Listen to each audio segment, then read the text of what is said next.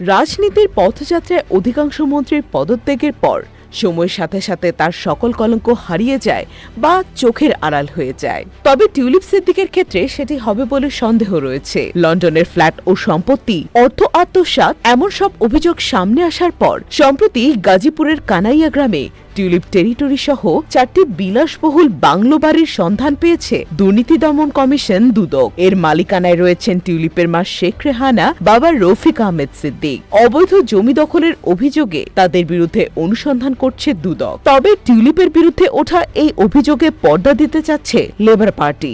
ওই বাংলো বাড়ির নামকরণ করা হয়েছে টিউলিপের নামে, তাই তিনি সন্দেহের তালিকায় রয়েছেন। দুর্নীতি দমন কমিশন জানিয়েছে এসব জমি ও বাংলোর মালিকানার বৈধতা খতিয়ে দেখা হচ্ছে। তবে যুক্তরাজ্যের লেবার পার্টির দাবি টিউলিপের নামে শুধু ওই বাংলো বাড়ির নামকরণ করা হয়েছে, দখলদারিত্বের সঙ্গে তিনি জড়িত নন। এর আগে দুর্নীতি দমন কমিশন অভিযোগ করে গাজীপুরের শেখ রেহানা পরিবারের সদস্যদের একের পর এক রিসর্ট ও বাংলো বাড়ির সন্ধান মিলছে। বিভিন্ন সময়ে কেনা এসব রিসর্ট ও বাংলো বাড়ি অবসর সময় কাটানোর জন্য তৈরি করা হয়।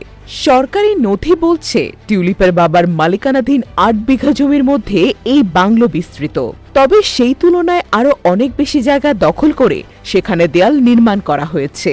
এক ঊর্ধ্বতন কর্মকর্তা টেলিগ্রাফকে জানায়, ভূমি কর্মকর্তারা ইঙ্গিত দিয়েছেন যে অবৈধভাবে এসব জমি দখল করা হয়েছে, এরপর আর নিবন্ধিত করা হয়নি। জমি দখল এবং কর ফাঁকি দেওয়ার জন্য এটি একটি সাধারণ কৌশল। এ বিষয়ে টিউলিপের মুখপাত্র লেবার পার্টির সুরে কথা বলছেন। তিনি জানান, এসব অভিযোগের পক্ষে কোনো প্রমাণ উপস্থাপন করা হয়নি। তিনি এ অভিযোগ সম্পূর্ণ অস্বীকার করেছেন।